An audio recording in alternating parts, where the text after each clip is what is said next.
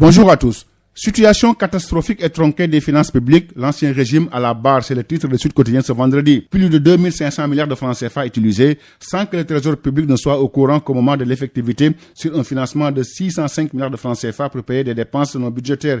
Une dette centrale hors du secteur parapublic. Voilà quelques-unes des informations révélées hier par le gouvernement qui accuse l'ancien régime sortant d'avoir falsifié les chiffres sur la situation financière réelle du Sénégal et d'avoir livré des données erronées. Pour le Premier ministre Ousmane Sonko, Moustapha Ba, Amadou Ba, Abdoulaye Daouda Diallo et Macky Sall devront s'expliquer devant les Sénégalais. Un carnage organisé, c'est le titre qui barre la ligne du quotidien national Le Soleil. Selon le Premier ministre Ousmane Sonko, les écritures publiques ont été falsifiées. Dans le même journal, Abdourahmane Sarr rassure. Selon lui, il n'y a pas lieu de s'inquiéter concernant la signature du Sénégal. La justice fera son travail dans le respect des principes, ajoute le garde des Sceaux, Ousmane Diagne.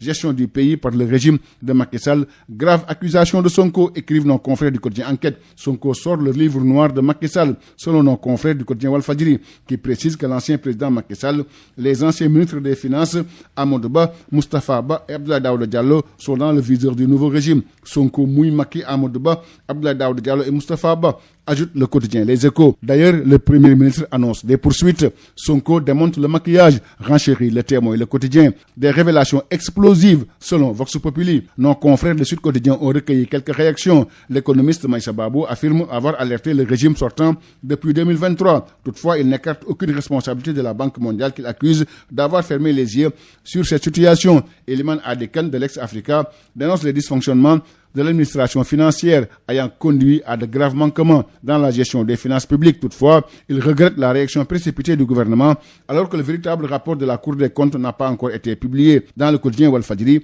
Bougane Gueye Dany déclare que le Sénégal va vers des situations très difficiles. Selon lui, on ne peut pas diriger le pays par des futilités. C'est une campagne électorale déguisée, ajoute le président de Gëm Sa Bopp les Jambar. En attendant les poursuites judiciaires, le quotidien national Le Soleil nous apprend que l'ancien directeur général de la LONASE, Lat Diop, a été placé sous mandat de dépôt pour extorsion de fonds, détournement de deniers publics et blanchiment de capitaux. Après 96 heures de garde à vue, l'ancien ministre Lat Diop envoyé en prison, écrivent nos confrères du quotidien LAS.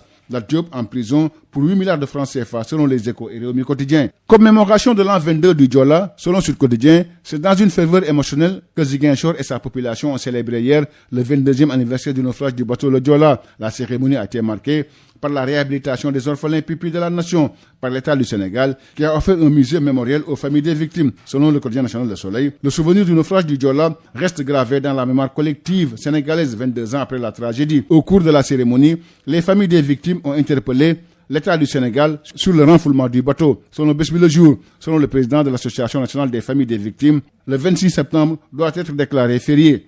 Binta Gassama, présidente de l'Association des orphelins pupilles de la nation, souhaite que les ossements soient récupérés et l'épave exposée au musée. Forte précipitation, selon le quotidien national Le Soleil, les pluies enregistrées ces dernières heures ont causé des désagréments et perturbant le trafic dans plusieurs rues et quartiers de la capitale. Les activités ont ralenti aux Parcelles Assainies et à Grand Yoff. Les dégâts et la mobilité affectées à Rufisque, Le Terre, à l'arrêt à Yeumbeul. En sport CHAN 2024, selon Sud Quotidien, le Kenya, l'Ouganda et la Tanzanie vont accueillir la prochaine édition du championnat d'Afrique des Nations de football, prévu du 1er au 28 février 2025, selon la Confédération africaine de football. Dans un communiqué, la CAF officialise les pays hôtes et les dates des éliminatoires, écrivent nos confrères du quotidien national Le Soleil, qui précise que le premier tour des phases de qualification est prévu entre le 25 et le 27 octobre prochain. Des nouvelles de la tanière Europa League, Pape Matar Sarr, buteur, Boulaye Dia claque un doublé. Selon Sud Quotidien, l'international sénégalais Pape Matar Sarr, qui a joué l'intégralité du match contre Karabakh, a marqué à la 53e minute de jeu.